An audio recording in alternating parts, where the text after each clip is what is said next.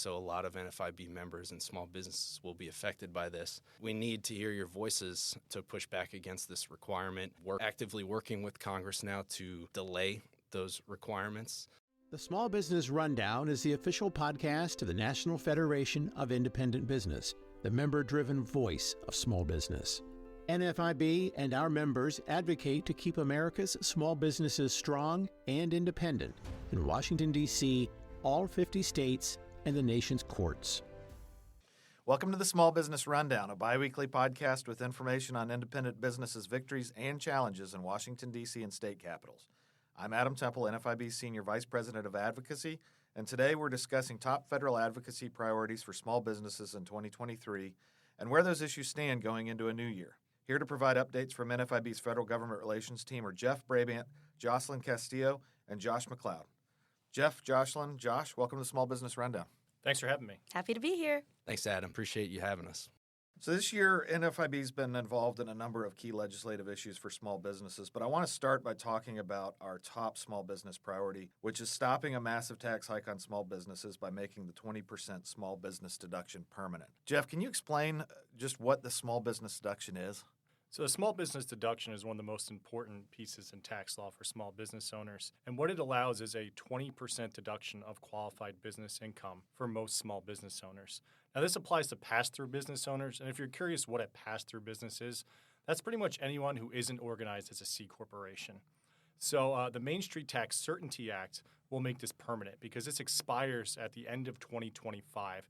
So it's very important that over 80% of small employers are pass-throughs that would benefit from this. So it's very important that Main Street Tax Certainty Act is passed so they don't see a massive tax increase at the end of 2025. And can you give us a quick background on the Main Street Tax Certainty Act, how it came to be, and what the status of it is right now? Sure. So during the Tax Cuts and Jobs Act, this provision with the small business deduction was put into place. And unfortunately, it expired at the end of 2025. So what this bill would do is make this permanent so we don't see a significant tax increase at the end of 2025. Right. Okay.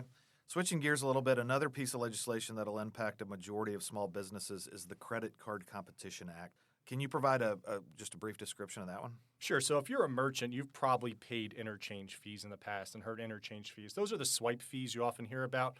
Those are the fees that are as often as high as 3 to 4% that merchants pay. And one of the reasons we see this is because the marketplace is a little distorted and the pricing isn't always clean and easy. So what we're trying to do is inject some competition into this marketplace by allowing multiple credit card networks so that when a merchant goes to accept a credit card, you're a small business owner accepting a credit card, you're going to have multiple networks to choose from. This will put that kind of competition that small business owners have to live with every day into the credit card marketplace and ultimately bring down rates small business owners pay on credit card fees. So if a small business owner that takes credit cards is listening and they've noticed a difference between one fee or another, what could that be attributed to? Sure. So there's a few different fees. There's processing fees, there's network fees, and there are swipe or interchange fees. And a processing fee is the lowest, usually about 0.1%. And that goes to the actual hardware, software you use. And there's a lot of competition there. If you don't like who you're using, you can go somewhere else. The biggest of those three fees is the swipe fee or the interchange fee, and that can be 2 to 3%. And the reason that is because Visa and MasterCard, who get their network fee, which is usually about 0.25%, their only job is to move money from a small business owner's bank to a large bank who issued the credit card, let's say Chase, for example. Unfortunately, they're the ones in the system we live in that set the swipe fee. So they tell every single bank that uses Visa as the network, here's what a small business owner is going to pay you on interchange or swipe. And that's why it's usually about 2 to 3%. So what we're trying to do here is make this more competitive environment. Allow another network to set another set of prices to bring this down because our members work in a competitive environment. They compete on prices every day. And we think the biggest banks and credit card companies should do the same. All right. Thanks, Jeff. And if I may, Josselin, I'd like to dive into healthcare a little bit. One of your focus areas is the healthcare concerns of small business owners. Can you start by talking a little bit about those issues and any of the legislation in the U.S. House right now? The House cleared a package, a phenomenal package, the Choice Arrangement Act, which empowers small employers with greater affordable coverage options. And NFIB was intimately involved in that. In fact, many NFIB members testified in support of that package. The likelihood of that legislation seeing the time of day in the Senate is very slim because we have divided government. But in the legislative arena, this is a huge triumph, and it sets us up for a great battle in the future. At the same time, we're seeing bicameral, bipartisan negotiations on a transparency package that would empower small employers with greater information about their benefits, their prescription drug benefits, how much they pay for at the hospital billing, transparency and price certainty. We want to ensure that these transparency measures are helpful not just to large employers, but also small employers. And we think that this issue is going to heat up at the beginning of next year, given that everything has been punted to mid-January with the drama around government funding. Right. Now, there is one issue that I'm particularly excited about, and it's very small in the context of these other transformational issues, but it is a package that cleared the House earlier this year, now awaits action in the Senate, that would streamline reporting requirements for employers that offer group health insurance, and that would reduce paperwork burdens. It was a unanimous victory in the House, and we hope to see movement on this in the Senate, perhaps before the end of the year. It is something we're deeply involved in and monitoring, so stay tuned for potential good news here at the end of the year. Excellent. And speaking of heavy and growing burdens of regulations on small businesses, Josh, can you give us a rundown on the small business regulations that came up this past year? Adam, it's not pretty. I'm going to sound like a broken record, but the private sector is dealing with historic regulatory burdens right now to this administration.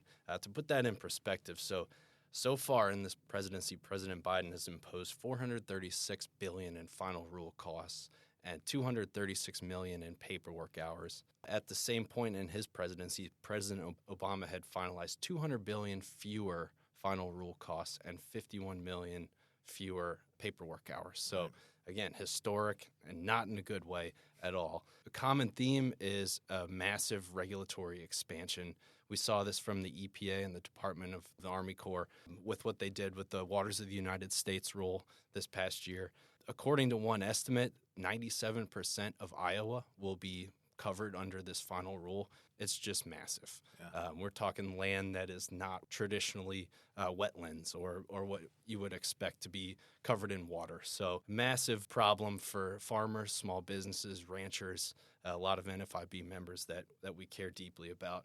Another one that is a big one is from the Department of Labor related to joint employers. And basically that increases the bargaining power of labor unions over small businesses. It increases the number of small businesses that are deemed to be joint employers. So again, another massive regulatory expansion by the federal government.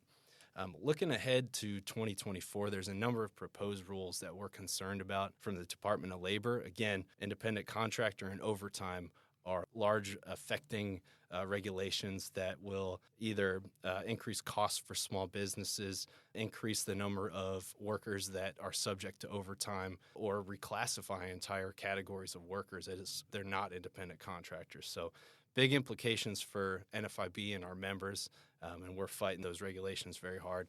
Another one is Scope 3 out of the Securities and Exchange Commission. That would require small businesses to disclose their climate emission to the Securities and Exchange Commission. So another big one that we're tracking. It could be finalized any day, so we are watching that very closely. All right, thanks, Josh. For all these issues we've discussed, links in today's show notes will make it easier for small business owners and their supporters to take action. Before we go, guys, is there anything else that you'd like to add? I would just like to reiterate the importance of the Main Street Tax Certainty Act. Let's not forget, at the end of 2025, we are looking at one of the largest small business tax hikes in history if Congress doesn't act. So Adam talked about those show notes. Go to NFIB.com. Fill out an action alert. Make sure members of Congress are crystal clear and aware that you are looking at a massive tax hike if they don't act. Yeah, Adam, I'd like to add a new requirement from small businesses that will affect 32.6 million small businesses at the start of January 1st, 2024, related to who owns the business. And that specifically targets businesses with 20 employees or less. So a lot of NFIB members and small businesses will be affected by this. We need to hear your voices to push back against this requirement. Actively working with Congress now to delay those requirements. 90% of NFIB members are not familiar with them. So we need to hear from you. We need to elevate this issue to Congress. Definitely have our work cut out for us, and we appreciate you all joining us today to talk about these issues as we prepare to start the new year. Again, as Jeff mentioned, today's show notes will include those links at NFIB.com to learn more and take action on a few of these issues. And now I want to thank you, the listeners, for joining us on today's Small Business Rundown. We'll be back every 2 weeks bringing you news and analysis from Washington, D.C. and state capitals, so that you, whether you're a business owner or a supporter of one, can continue to blaze a trail.